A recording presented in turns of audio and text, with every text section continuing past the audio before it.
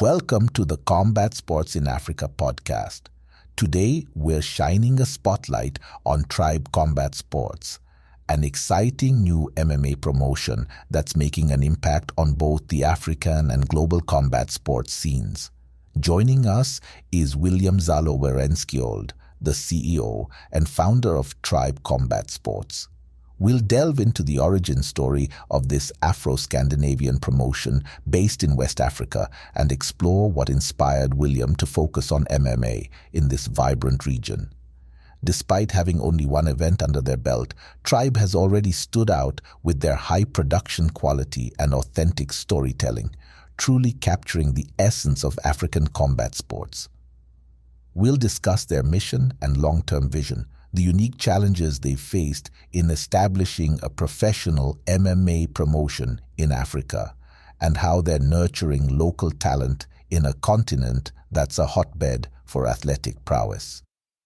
Plus, we'll talk about how Tribe plans to ride the wave of global interest sparked by African stars like Israel Adesanya and Francis Ngannou, and African culture, art, and entertainment. But before we jump into this conversation, make sure to subscribe and follow the Combat Sports in Africa podcast wherever you get your podcasts. Don't forget to connect with us on Facebook, Instagram, and YouTube for all the latest updates. Now, let's dive right into our conversation with Zalo Werenskiold of Tribe Combat Sports. So, William, can you share with us the origin story of Tribe Combat Sports? What inspired the creation of this promotion, and why did you decide to focus on MMA in Africa? Yes, my co-founder and I both are from African descent. He's from Algeria and the Gambia, and I am from Ivory Coast, in addition to us both being from Norway. We have always talked about our strong desire to contribute in moving the continent of Africa forward. In our view, the only way this can happen without it can't happen without the diaspora's strong involvement, as we bring knowledge and know-how from here, and also because we see the opportunities there so clearly standing on the outside. He is a serial entrepreneur. He has started clothing businesses before and was strongly involved in the music industry. And his passion lies in the branding and marketing department. Me, I used to train MMA and competed as a semi-pro for a few years. So we joined forces and decided to, let's use our strengths and start building the future of African MMA. For anyone who's not familiar with the brand, I recommend you follow them on social media and you check out their content on YouTube. So obviously I'm speaking about Tribe Combat Sports. As I was telling you before I hit record, I first saw this brand. I saw the promo video that was released, and just the way that video was edited, the storytelling, the build-up, just the magic behind it all. And by magic, I mean just the creative, touch and flair that it had. I was like, wow, this is something different, Sure, it's something different for Africa, right? For MMA, but it's different in terms of just the look and feel of mixed martial arts, if I can say, as a brand globally, as someone who follows and looks at different mixed martial arts products. And folks, there are plenty all over the world. Every continent essentially has various mixed martial arts promotions, amateur, pro. But this one here, you got us right from the get-go. At least you got me right from the get-go in terms of how that was set up, in terms of like the video, the look and feel, the high-level production that was put into it. It really grabbed my attention, and I reached out to you guys earlier on, and I'm glad that we're able to speak.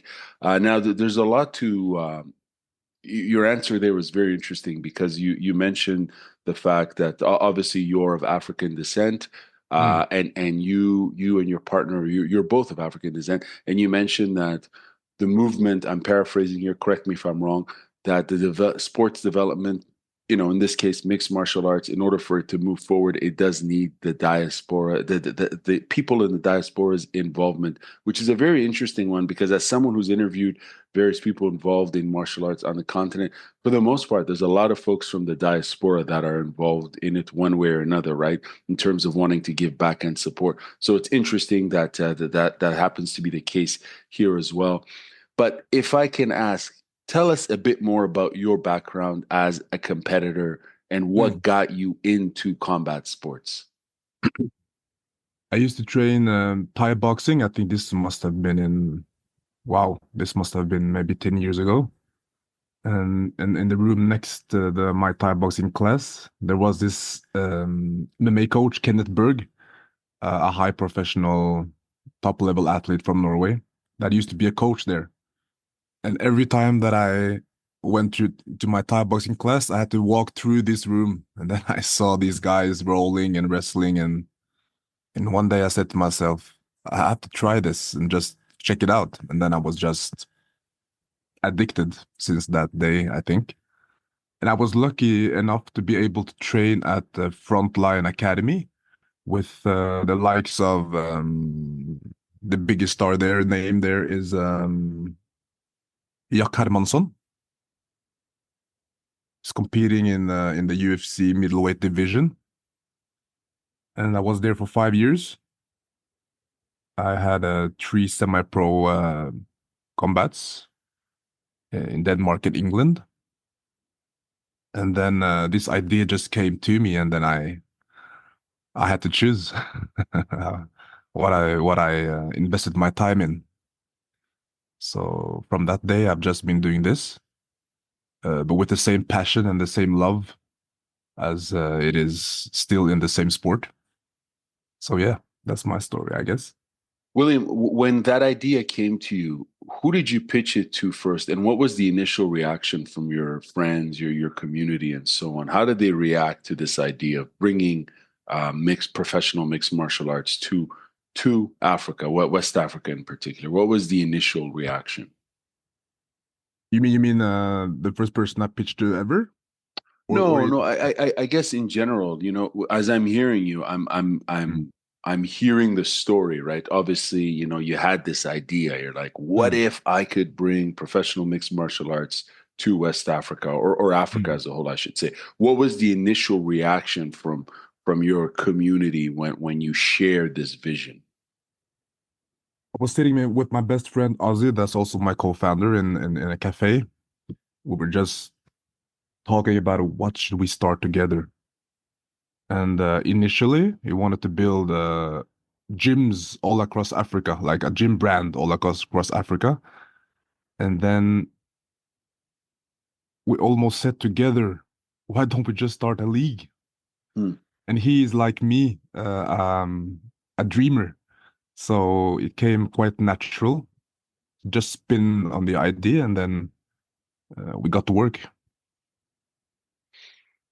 Yeah, you got to work and you made it happen, which is a big, big leap because a lot of people dream, but when it comes to putting down the effort and the vision and the action and all that, and not everyone can do it, as you know, in business or in anything, quite frankly. My next question for you is, how would you describe the mission and more Mm. importantly, the long-term vision of the promotion, and what impact are you hoping to have on the African MMA scene? So our vision is to redefine the global combat sports landscape. And we're going to do this by elevate the African combat sports to the forefront of the industry. Um, how we're going to do this is by making Africa a go-to destination for all combat sports. We're going to do this through making exhilarating events and unmatched access to exclusive content through our streaming platform, tribecombats.com, where you can go and watch all our content for free at the moment. Making it accessible for all Africans, especially. So it's a customized payment solution. And we aim to be Africa's biggest promotion. That's the goal. We see America has, or the West has UFC, Asia has ONE FC. Uh, but in Africa, you have no one. You have Brave in the UAE, but Africa has no brand that really sticks out, and we want to take that spot. Very, very interesting. And it's also interesting that the payment system as you described, you'll have a customized one for African content consumers and another one, I suppose, for outside of Africa. Is that correct? Yes. Brilliant. Okay. Now, in terms of like you mentioned, the impact is you're hoping to represent Africa as a whole, right? As you just mentioned there, you mentioned the UFC, ONE Mm. FC, and so on. Do you think Africa needs its own major MMA promotion? I, I think so. I think especially for the fans outside of the continent, it's much easier to follow if you just have one major player you can tune into. Um, that's also the streaming platform idea is to like uh, create all the assemble all the best talent in one place Mhm. and make it easy to follow from the outside as well. The reason why I asked that question, William, is because obviously we're on the Combat Sports in Africa podcast. I'm actually located in Canada, and contextually, it seems to me like there's a lot of interest. Maybe I have a bias. Correct me if I'm wrong. There's a lot of interest on African MMA fighters. We could say Yes. it stems from Francis Ngannou's, global impact as a Mm, representative of African MMA. mm. But it's not just him, right? There's a ton of talent all across that country, and obviously, you Tribe Combat Sports, from what you're saying, is invested in really elevating African MMA. Um, because there's talent there.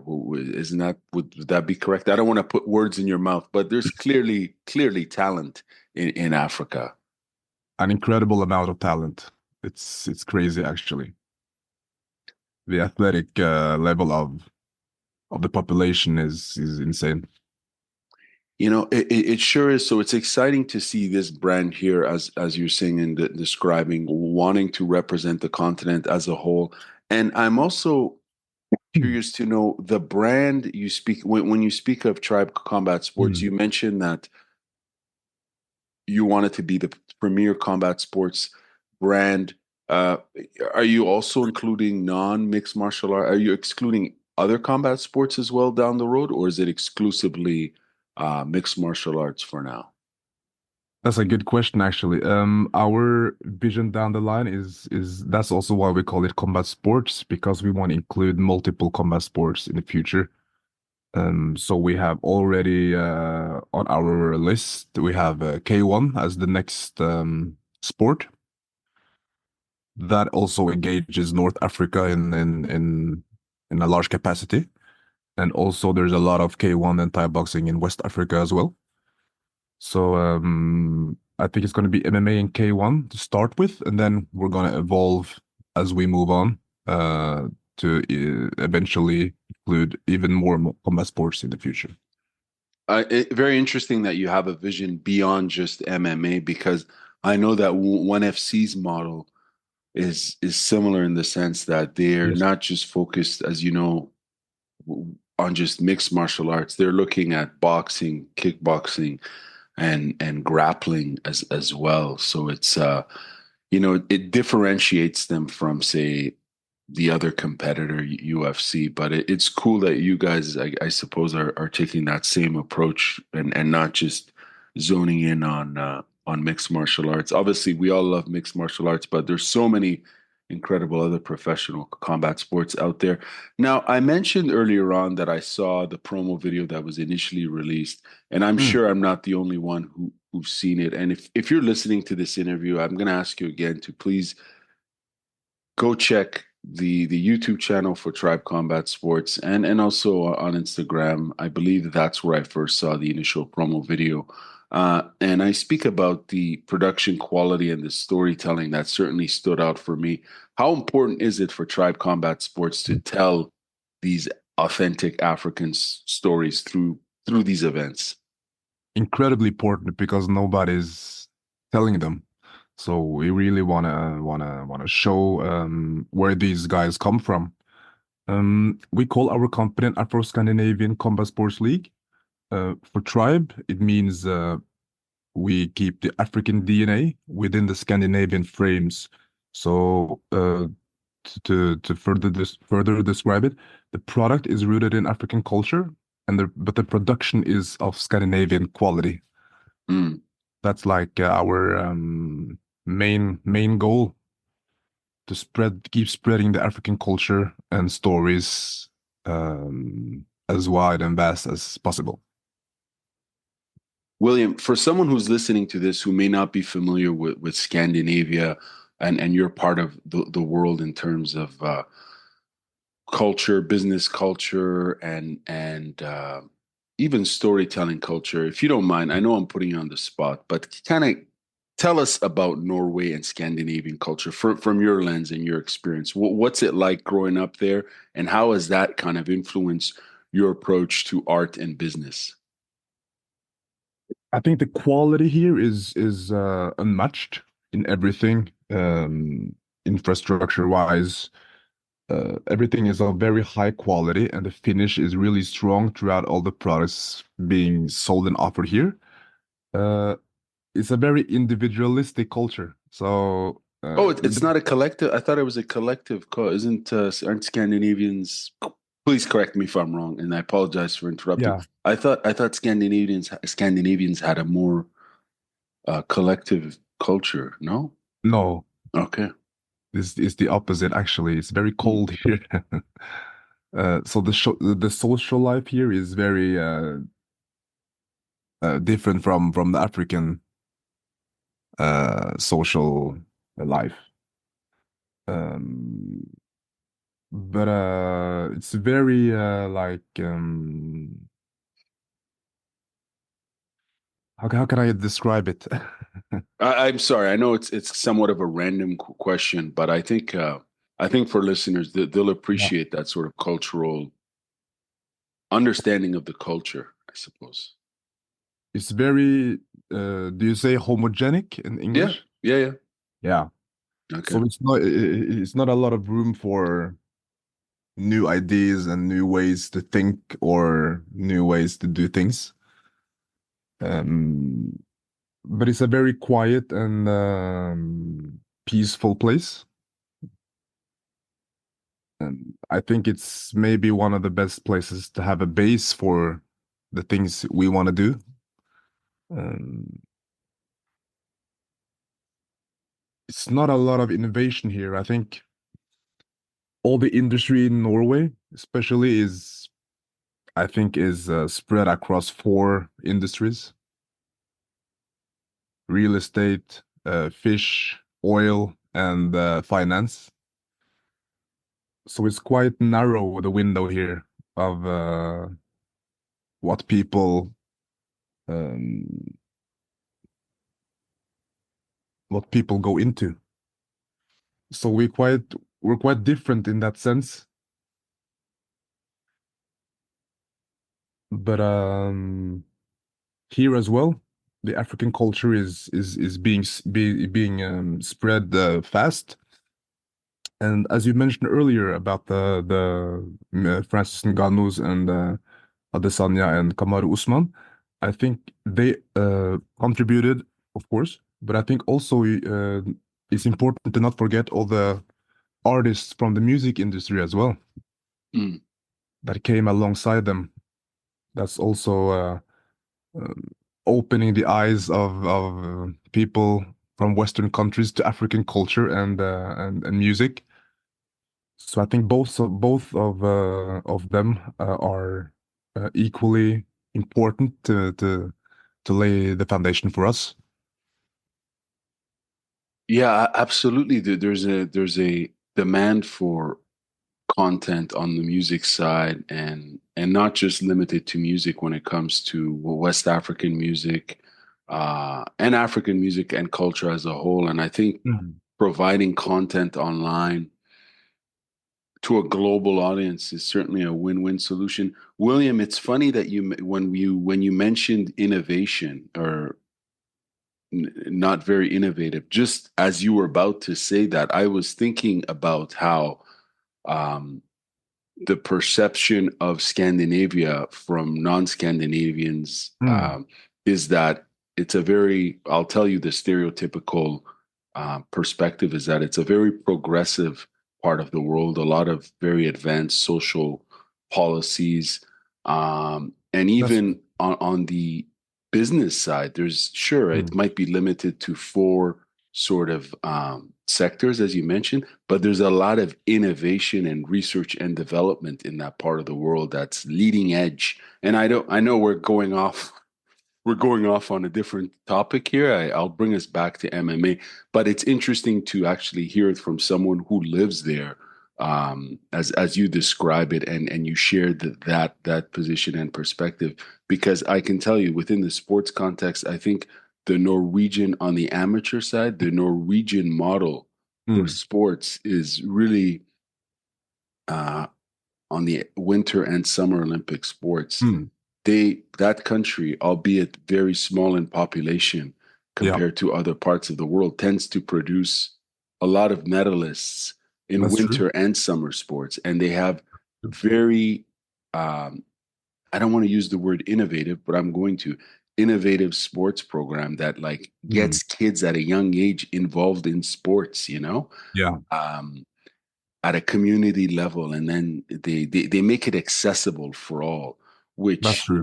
which isn't the case in many parts of the world. If it's in elsewhere in the West or or even on the continent of Africa on the sports development side. So Norway actually is a very interesting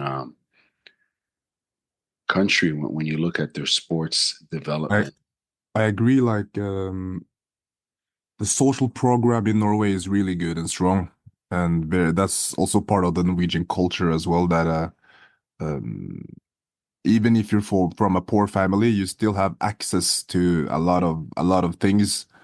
I think also that's a reason why um, you can foster up a lot of good talent.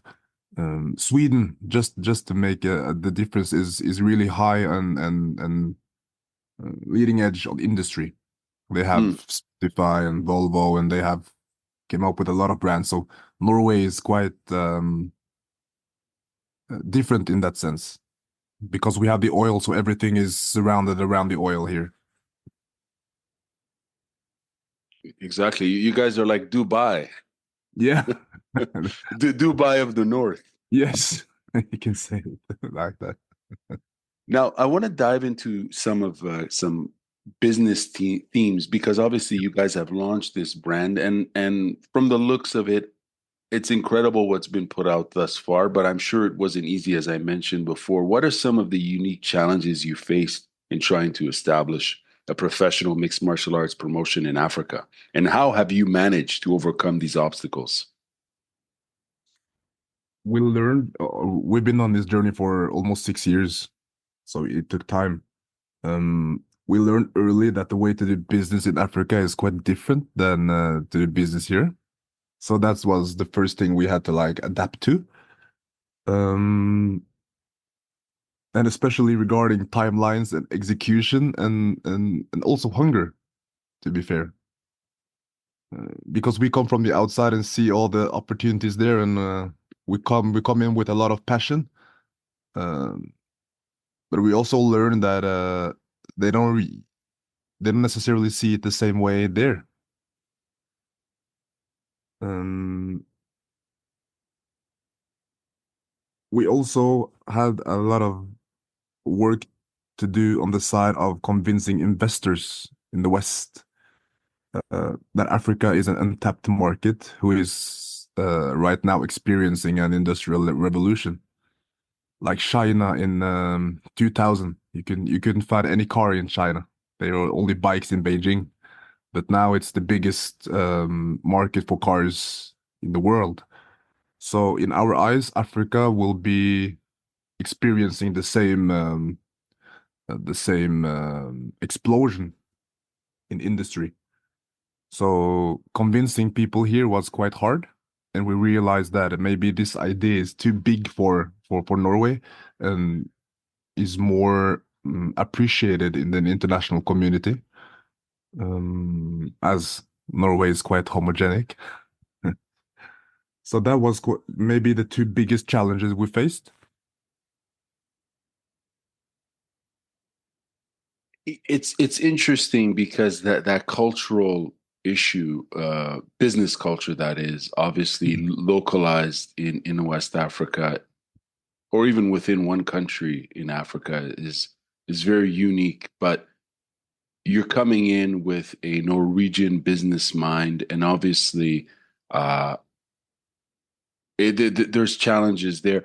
What would you say in terms of patience? How do you navigate the need for patience when dealing with uh, local business culture that's probably not, and I'm trying to be respectful here, obviously, but not as agile and innovative as your approach? Like how do you deal with that, with scenarios where things are slow, there's probably too much bureaucracy and not enough transparency, for example? How do you deal with that?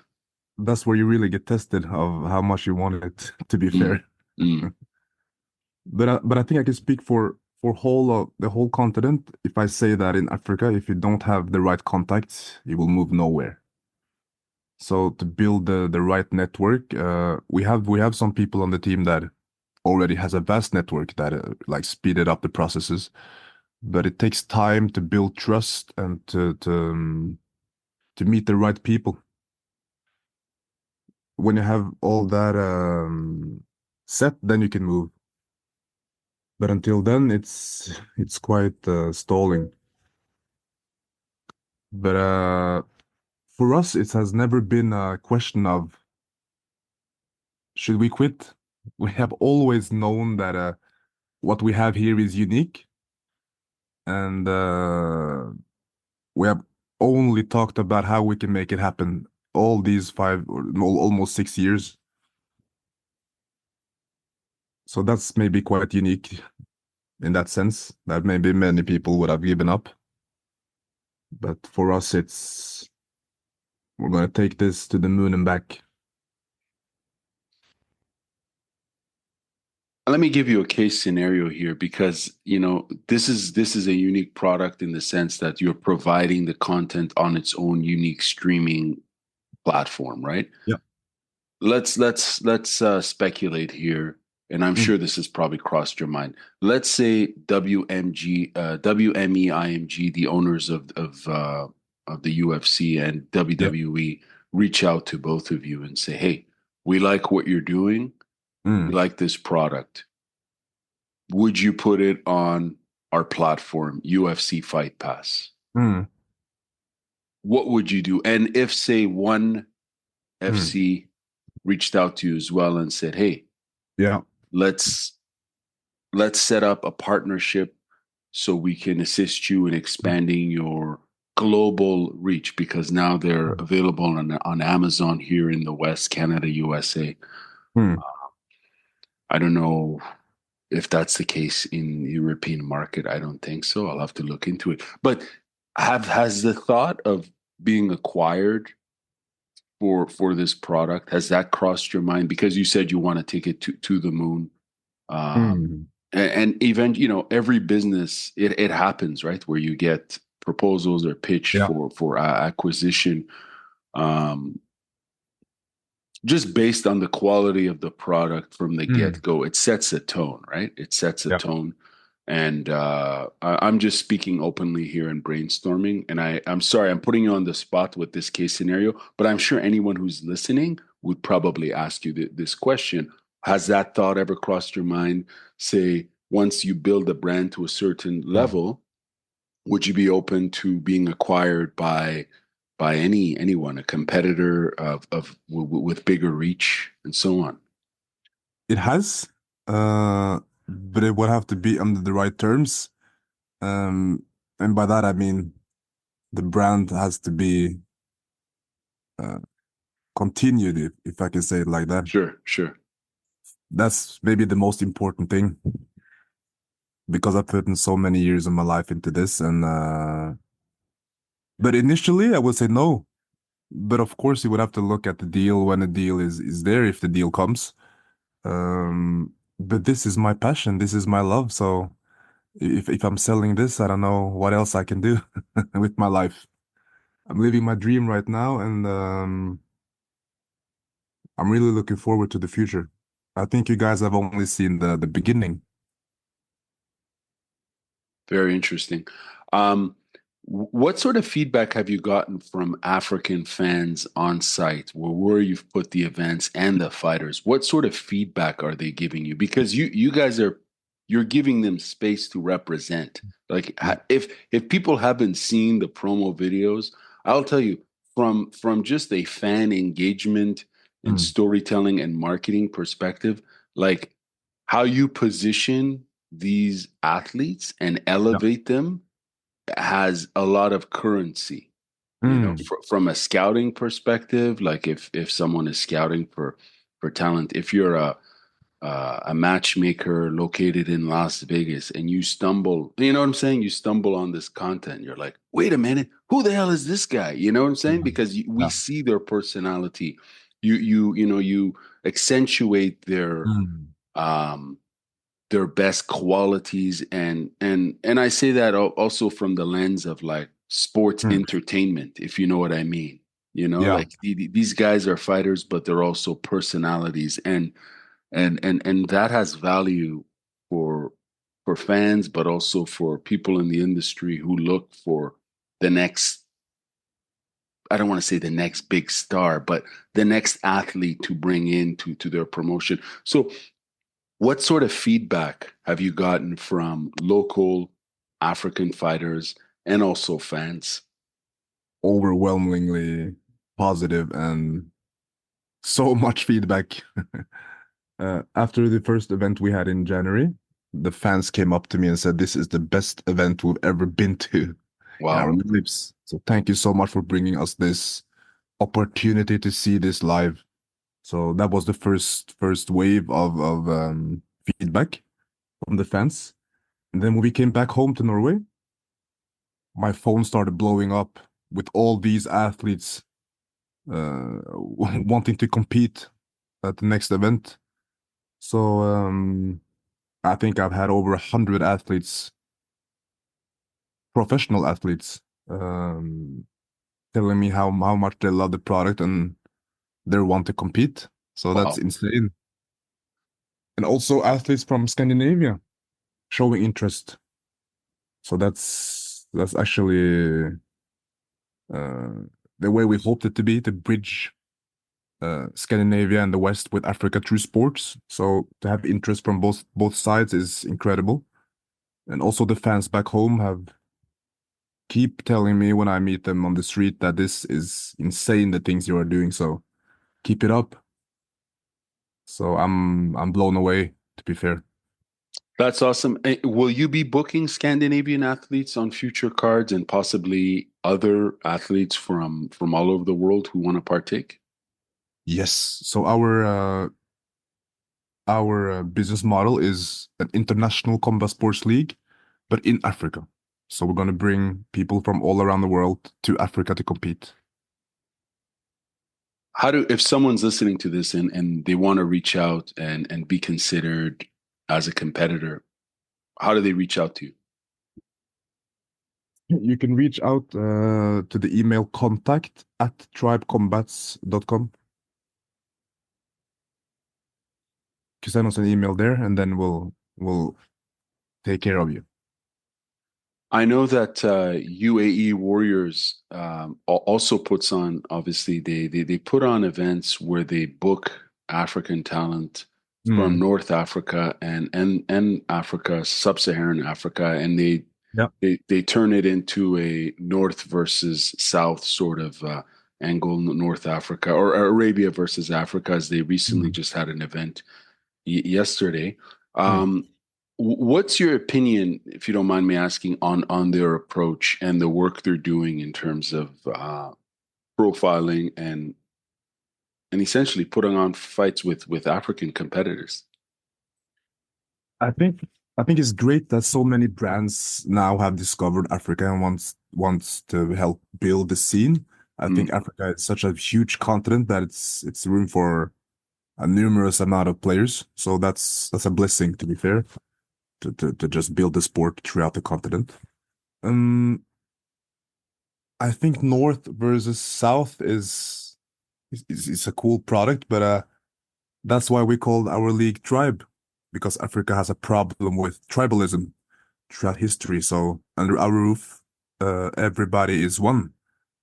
Uh, the same goes for the international community. We all were tribes one time in history. So we don't want to do it like country versus country or East versus West. We want to like include everybody as equals under one roof. So that's maybe something that differentiates us from them. As a fan of these sports, I think it's awesome when we have variety of promotions out there for in Hmm. the best interest of the athlete because it gives them a spot. You know what I'm saying? To go and fight. And I think it's great that obviously you guys are there, but that this other promotion is there, and I'm sure there are other ones. I know at a more localized level on the amateur side, which The leads me PFL to, now as well are coming in. pardon me. PFL are joining in. Right, that's right. Yes, yes, yes. What are your thoughts on that of PFL claiming their stake in African professional MMA development? It's great. They have a huge platform, and also competition is good. But the only thing I see that still differentiates us from everybody is that whenever someone wants to start a MMA league, they all do the UFC blueprint That's right. Yeah. as their base. But they don't have the same capital or the same playbook, so it's always a C D product. So with us, we sell culture in addition to fighting, of course. Uh, so I just see us touching the fans a bit different than all Hmm. these other players. William, have you done any interviews with like business podcasts? I've done two interviews before. Okay. But pure business like entrepreneurship sort of podcasts? No, I haven't. No, because it's really interesting here. I think I'm enjoying this interview because we're not just hearing about training methodologies and coaching and this and that, but there's so much more on the business side there Hmm. as you speak about your brand being unique in its look and feel, and how it Hmm. differentiates and how it stands out vis-a-vis other brands. Because it's true, with PFL appearing there, it's an offshoot of its American cousin, Yeah. which and quite frankly, I think with Ngannou spearheading that, being the quote unquote chairman, it's good for them. But if they didn't have Ngannou, I because we're in such an era of personality driven Hmm. brands that I kind of Hmm. wonder what impact it would have. Obviously, as I mentioned before, it's great. The more players on the continent the better, Yep. but it'll be interesting to see. Are there any parallel like partnerships between uh, Tribe Combat Sports and these other brands? Do you guys have you do you talk to each other? Is there a possibility on collaboration or any such thing? We haven't actually. Uh, I can't recall. Yeah, yeah, some small um local actors a few years back, but not like talks of partnership or any sort of collaboration.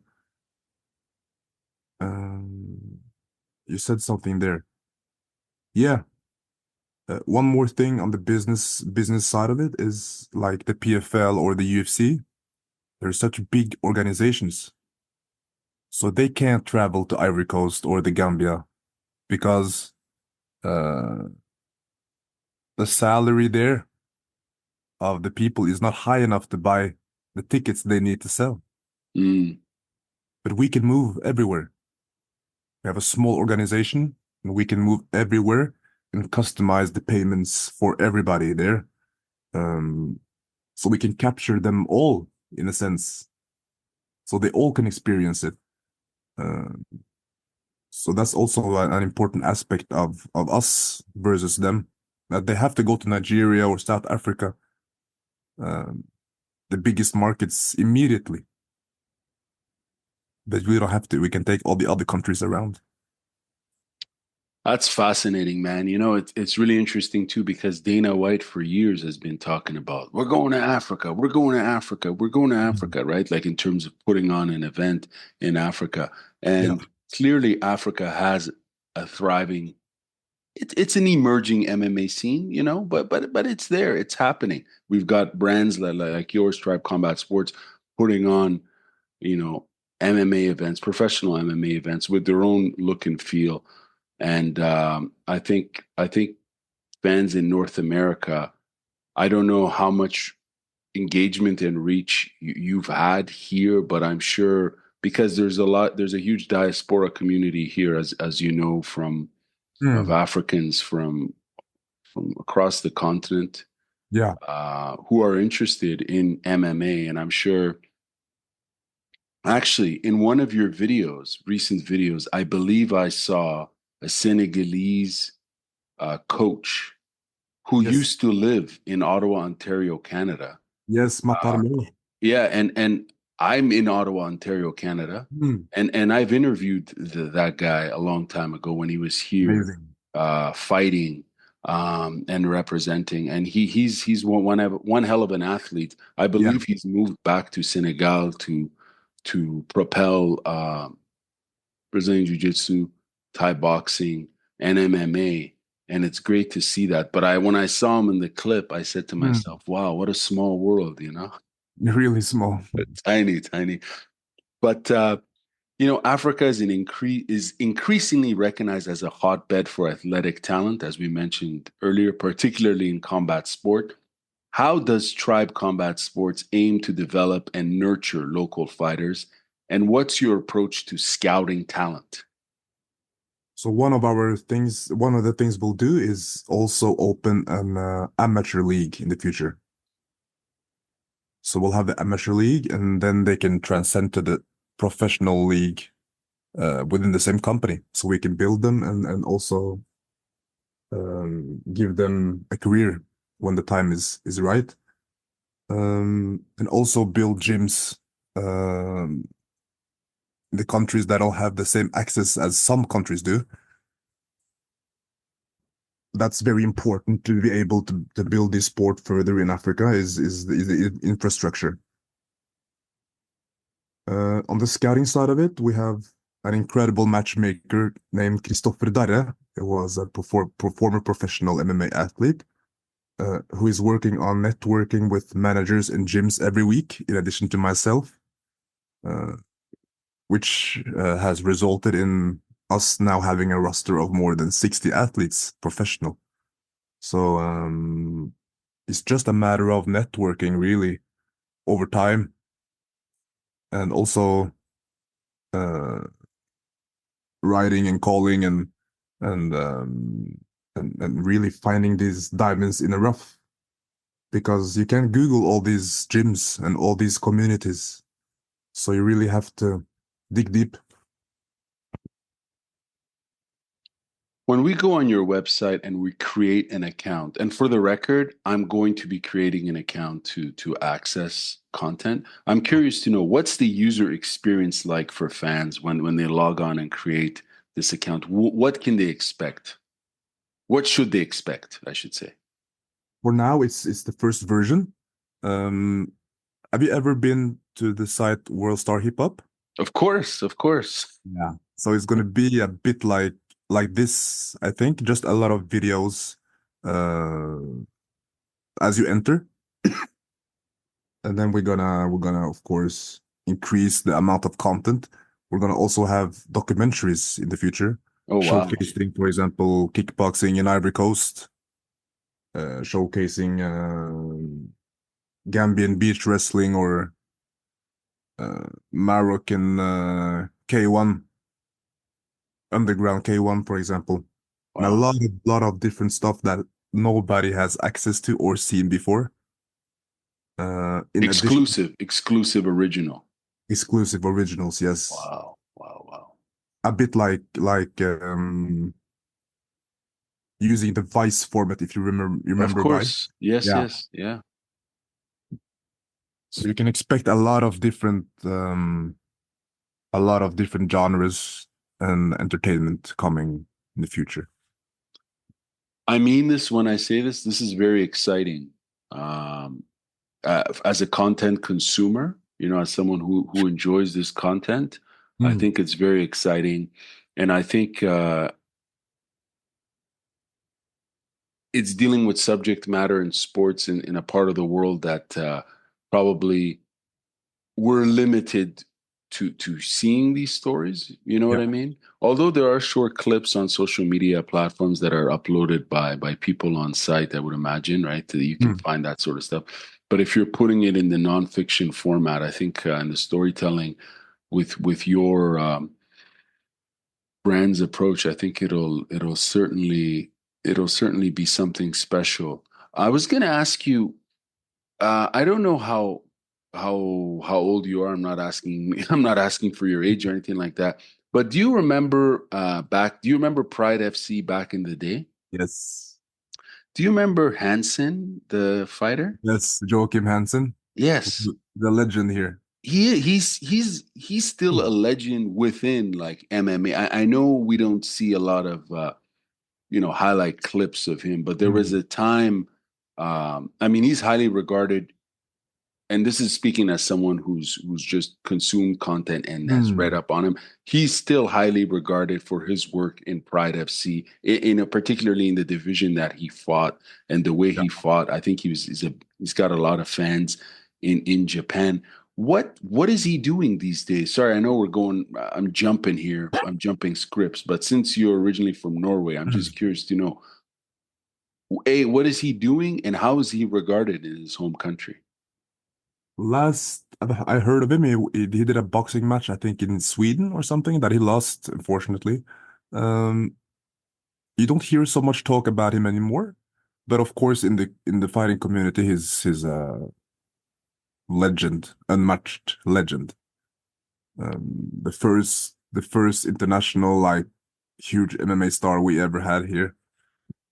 So he's in the history books for sure. Yeah, he was and Pride FC is such a legendary brand. I'm like an old man yelling at the clouds because I'm when I think of like MMA, to me, I Mm. think of like the golden era, like there's Yeah. the golden era of hip hop, right? In the 90s Yes. particularly. But I'm like, man, when I go back and I look at Mm. those Pride FC days, the Was production, the insane. storytelling, and the fact that it was in Japan, kind of Yeah. adds so much momentum. And his portrayal there was fascinating. It's almost worthy of like a short documentary. You know what I'm saying? Like a Mm. YouTube-esque documentary on why he had such an impact there. And if I can ask, recently on the global level, we were introduced as fans who don't follow Olympic weightlifting, I should say. We were Yeah. introduced to a Norwegian Yes. weightlifter, um, from who won gold, who just Yeah. recently began in the last, I believe, 6 or 7 years, began training in the sport. Um, I forgot her name, but Solfrid. go ahead. Her name is Solfrid. Yes, yes, yes. She won gold. You obviously know who I'm talking about, right? She's half from Ivory Coast and half from 50% from Finland, I think. Wow, wow. Well, but Mm. she is in Norway, is she not? Oh no, she's in Finland. Pardon me. No, no, she's in Norway. Okay, okay, okay. Right. Okay. Right. What's the Norwegian media saying about her and her incredible story? Too little. You're kidding. Too little, bro. It's You are kidding me, man. Bro, we are hearing like I know it's on the social media side, but yeah. like I, I was following. I'm a huge fan of some Olympic sports, Mm, predominantly judo. I follow it actively, and you wouldn't imagine how many clips I saw of her mm, and her incredible personal story and her perseverance and all that. For anyone who's not familiar, look her up and you're telling me that Norwegian media is sorry, I'm going off script here, folks. I know we're talking about combat sports, but since William is from Norway, I had to ask. Like, you're telling me Norwegian media is not covering this athlete as much as they should? not a lot. In Norway, it's just ski and football. Wow, A wow, wow. few of the sports, but no, it's weightlifting here is really really small. Uh, but a gold medal should elevate it, but it doesn't look like it has really. That's That's incredible. That that's is, sad. it is sad. Yeah. Unfortunately, I think that sport is not very popular. Maybe it was back in the day, but Mm, I don't mean to generalize. It's certainly not as popular as say track and field or 100-meter dash mm, and maybe swimming. But I think her story, her personal story, is really, if I can say, a touching one. yeah, It's basically she got involved in sports much later on in her life. I yeah. think by the time she was 18, she was doing CrossFit, and then one of the coaches recognized her natural talents and invested in her and said, "Hey, why don't you try lifting, like Olympic style lifting?" Mm, And she progressed. Essentially, I believe she got the silver in the worlds, and next thing you know, she qualifies for the Olympics, literally in the span of like a couple of years, man. yeah, And then she wins gold, that's crazy. and it's incredible. And there's a lot of fascinating stories, sports stories that we never fully hear about. And I Mm, know you're clearly involved in documentary and storytelling through this mm, brand. It sounds like you are, and I think maybe y'all should do a story on her. I think yeah. and you mentioned she's also she's her she's from Ivory Coast, or one of her parents is from Mm, Ivory Coast, so that would be interesting. But here, I'll go off that tangent and I'll come back to our interview. Sorry for that, folks. There's a global interest in African fighters and culture mm, and all that, with stars like Israel Adesanya, Francis Ngannou, putting mm. the continent on the map. How does Tribe Combat Sports plan to capitalize on this momentum? And what makes your promotion stand out from them? I know you've already answered this question in Mm. different ways, but tell us what makes your promotion stand out. We capitalize by joining this, if I can call it, a cultural revolution. It's a trend now, and try to show your African descent. You see how the three kings wore their African clothing during the pressers and stuff. It's a strong pride to show, and that's amazing. So we're gonna capitalize by spreading the African culture throughout our products. Look and feel, music, and some other stuff. I think you guys will enjoy. Uh, and also by having this platform with free access that makes this accessible for everyone. I think that's the two main reasons to why we're gonna be huge. What does success look like for Tribe Combat Sports in the next 5 years? Are there any Mm. specific goals, such as expanding to new regions or signing African fighters to global promotion, that you're aiming for? Culture is the new gold. I see all the leagues in Africa. They always stick to their country of origin, like the Kamaru Usman's league, Akusho. They still in Nigeria and they have no plans of leaving and traveling around. EFC in South Africa. They've never have had an event outside of South Africa. So we want to be the first major league to travel around the continent and host events. We already have access to 5, 6 countries to host events. In the next 5 years, I hope we're gonna achieve to at least have had events in 4 countries. That's gonna be Gambia, and the natural next step is Senegal. We also have Ivory Coast and Sierra Leone as 4 names on our list. Our goal is to be able to pay the athletes enough money to not want to leave the continent. I think it's a problem that all the talent in Africa leaves when they reach a high enough level. They all leave. That's also Africa's problem. That's that they are being tapped of talent. So we want to keep them on the continent and create stars of them in their own communities and on the African continent. And that is incredible. I did not expect to hear that angle of retaining talent in Africa as opposed to having them go abroad and immigrate, as so many want to for a variety of reasons. So that's an interesting uh,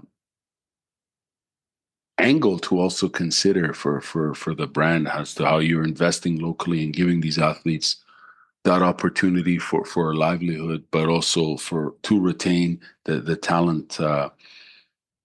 The talent on site. That's quite interesting. You've traveled to Africa. You're half African Hmm. from Ivory Coast. Hmm. What does it mean for you to be not just involved in this really cool, creative, passionate project that you've been involved, as you mentioned, that you're Hmm. all in on? What does it mean for you to also go back to the continent and visit so many, you've mentioned 4 or 5 countries here, to Hmm. visit so many countries and engage with the local culture? Well, what does that mean to you on a personal level? It makes me whole, I think, because half of me is have roots there. So to make me feel whole, I need to touch base with both. Uh, and I also speak French, so it's a natural. I move quite naturally in West Africa. Hmm. Uh, so in the I, African countries, uh, I sorry, French please countries continue. Sorry, I'm interrupting the guy. Sorry.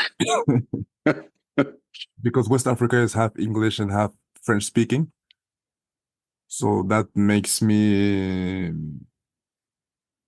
able to travel quite swiftly around all the countries. Can I ask you a personal question? Yeah. What can you share? A nice memory from your time there in Africa that kind of validated on a personal level this project. Like, can you paint a picture for us of a moment, an interaction that made you feel like, yes, this is what I'm meant to be doing? Yes, I have a story there. We initially, every entrepreneur has a very false sense of how fast the product is going to be out there to the public. So we were thinking initially in 2019 that yeah, in 6 months we're going to have the first event. And then November came and we saw, wow, somebody is launching this in Senegal, in our region. And that was the first artist event. Artist, the big French league. Yeah.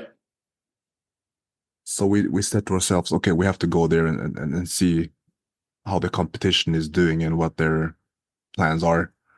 So we traveled to Senegal. We sat down at the event, and it was a good event.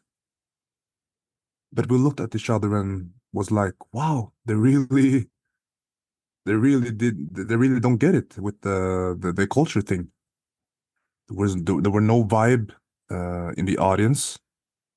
They had brought white European French ring girls from France to be there in the cage.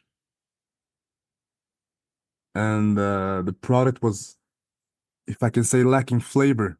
Mm. But the next day, MMA was born in Senegal. It was everywhere, on the radio, on the TV, everywhere. So then I was thinking, wow, we were right. The sport here is in demand, but our product is still unique. And we just saw 1,000 ways of why we're gonna win instead of them. So that really like cemented for me uh, the path I'm on. Right on. One last question for you. Thank you very much, by the way, for this interview. This has really been fascinating. I've enjoyed hearing this, and it's been unique because we're also discussing, you know, a business concept and idea. So there's themes of entrepreneurship.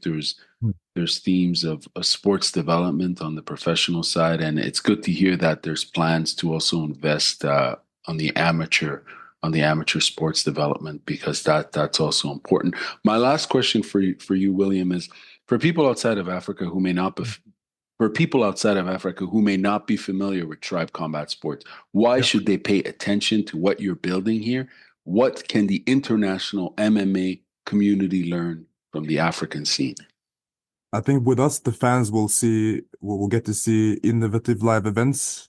They will get free access to African combat sports of the highest level. And they will witness the combat sports stars from Africa of tomorrow.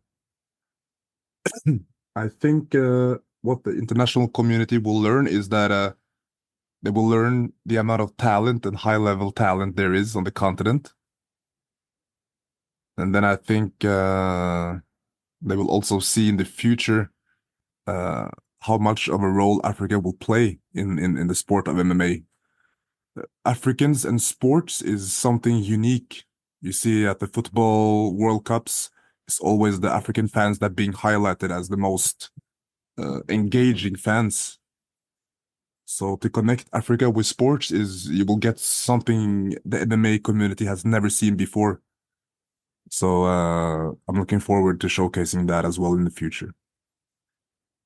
Well, William, congratulations to you and your partner for launching this brand. It's going to be interesting to follow this story and see future events. As I mentioned, I'll be signing up and creating an account to access some of this content. I do follow you on social media, so plug your social media accounts, and if there's any last words you'd like to say before we sign off, that would be great. We'll just say tune into Tribe Combats on Instagram. And tribecombats.com for the streaming platform. And I just want to say thank you so much for reaching out and giving me the opportunity to explain my dream and my vision. Well, thank you very much for coming on and sharing it. Have a wonderful day. Same to you. Thank you for joining us on the Combat Sports in Africa podcast. We hope you enjoyed this interview conducted by Garmami with William Zalo Werenskiold of Tribe Combat Sports. Until next time, stay passionate about combat sports in Africa.